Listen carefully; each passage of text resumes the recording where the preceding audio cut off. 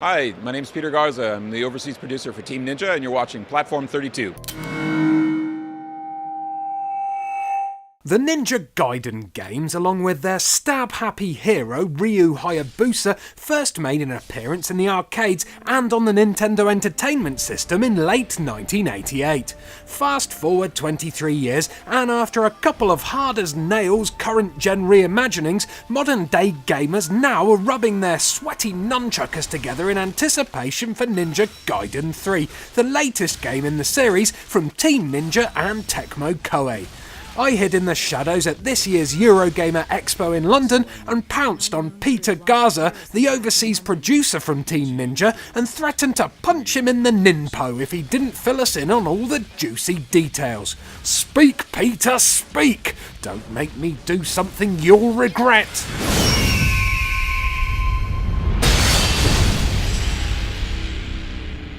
Ninja Gaiden 3 starts off a little bit after the events of Ninja Gaiden 2, but it's not directly connected as a sequel, so feel free to jump in if you've never played a Ninja Gaiden game before. It starts off with the main character, Ryu Hayabusa, at home, and a couple of Japanese military people come up and say, terrorists have taken over London, they're calling for your head, so you go clean it up. So he jets off to London and tries to clean up that mess, but gets wrapped up in all sorts of other craziness, and that's where sort of the story kicks off. Gotta love a bit of craziness.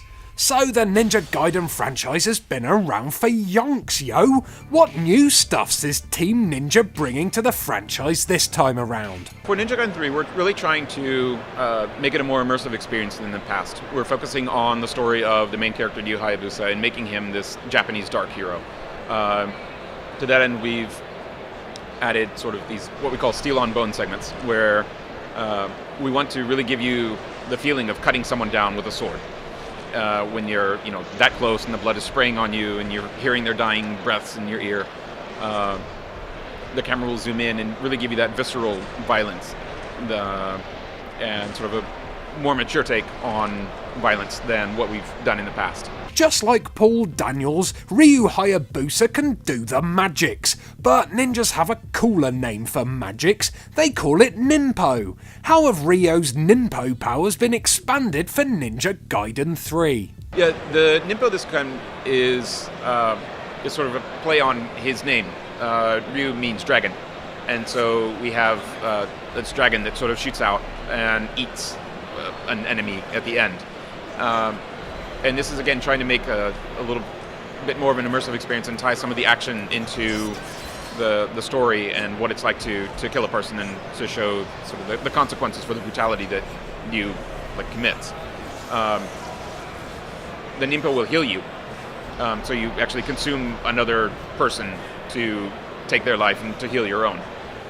In hard mode, there's not any sort of healing items or anything like that, and that's really the only thing that can heal you. So the fact that you have to do that and be that brutal to someone to heal yourself is sort of trying to tie in gameplay to this more visceral, violent story. So from what you've been saying, and from what I can gather from the recent Tokyo Game Show trailer, it's clear that you want Ryu's murderous lifestyle to weigh heavily on his conscience. Are you purposely trying to show a more human side to Ryu, rather than portray him as just a simple bloodthirsty ninja? Absolutely, we're definitely trying to sort of unmask the person behind the ninja. In that trailer, you notice that his arm, is glowing red, and that's a curse that the Regent of the Mask places on him. And that curse thrives on the lives that he takes. It's sort of the karmic retribution. And so the more people, gameplay-wise, the more enemies that you cut down, the more that curse sort of flares up, and you can use that to trigger this great super move. But in order to use that move, you have to do bad things, and you have to kill your enemies. So we're definitely trying to show a darker side, show the consequence of, what it means to cut someone down, to kill someone with a sword, and show that more human side of Hayabusa.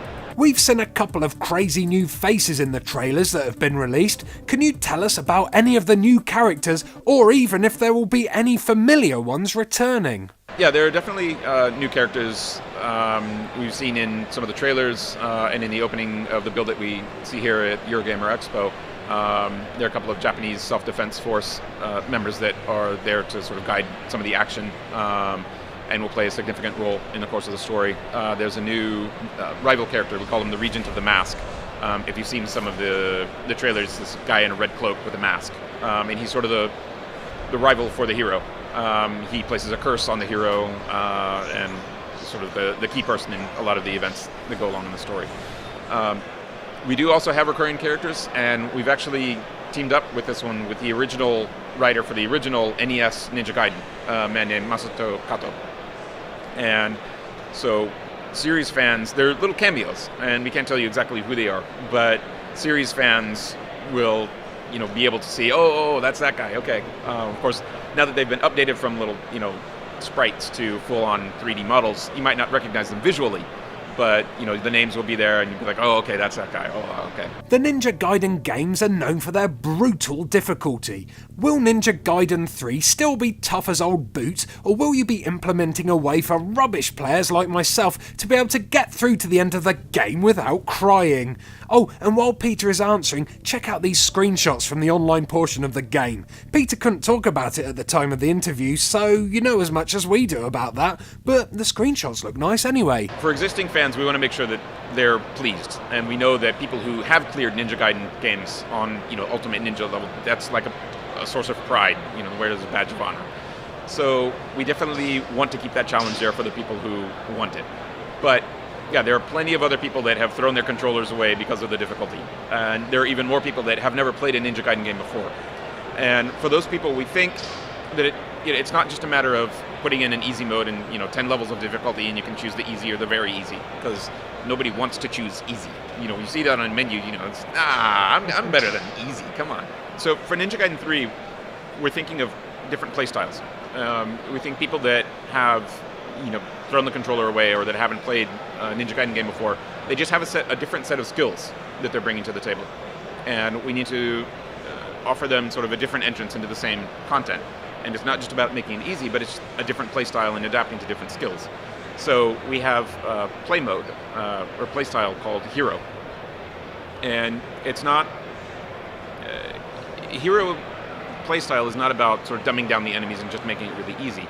There's actually stuff going on behind the scenes like auto guard and auto evade that instead of dumbing down the enemies, will sort of try to lift the player's play style up to the same level. The enemies will be just as aggressive as they are in sort of the ninja play style, but there's a little bit of help going on behind the scenes that you can still feel like a badass, and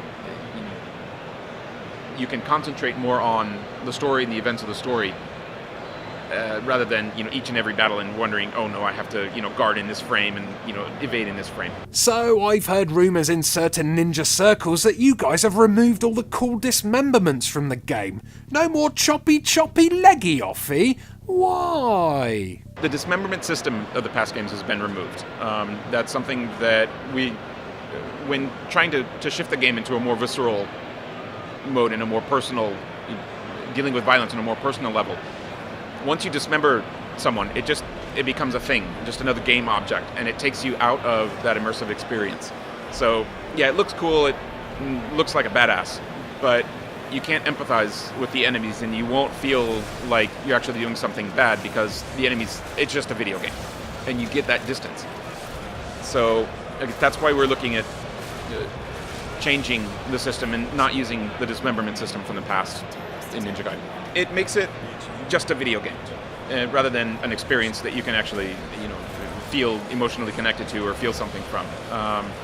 It's, this the same with Essence. Little yellow orbs that pop up out of dead bodies, or magical dragon statues that just happen to be placed in convenient locations around the world. And these sort of, video game metaphors.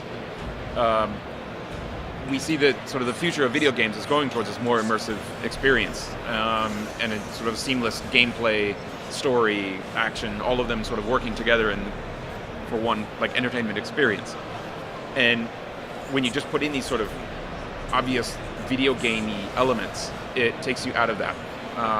So that's, we're trying to go and to make it more of a modern action game with modern game design, sort of immersive experience. It's been announced that Ninja Gaiden 3 will be featuring PlayStation Move support for all those lucky PS3 owners, but Xbox fanboys have been left crying into their HD DVD drives because Ninja Gaiden 3 will not be compatible with Kinect. Can you explain to us how Move will work with the game and why you guys have stayed away from the full-bodied ninjitsu experience? Move is supported in hero mode, so when you're playing through hero mode you can select whether to use a normal controller or the Move controllers. People immediately think, well, it's Move, it's precise, so you're going to be doing swordplay just like Ryu Hayabusa, and that's actually not the case. We're looking for, again, metaphors for what's going on screen, but nobody is a professional swordsman, so you can't just go swinging the thing and look as cool as he does. So the Move support is there as sort of another way to experience Ninja Gaiden and try and connect with the action that you're seeing on screen, whether it's swinging the Move controller for that one last push through an enemy, that sort of gives you that visual connection. For Kinect, we looked at Kinect and we tried some different stuff out, but we found that it wasn't conveying that visceral connection. It wasn't really connecting the player to the action that was on screen like we had originally intended, or like we were wanting to. That's not to say it can't be done, it's just we didn't find the fun in the Kinect that way.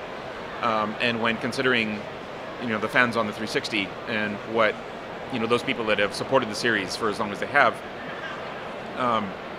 what would they want and what would they find fun in terms of Ninja Gaiden, we figured we should try and offer them something else rather than Kinect. We should shift our resources to something that maybe they would find a little more valuable. Fair play, Peter. Thanks for speaking to us.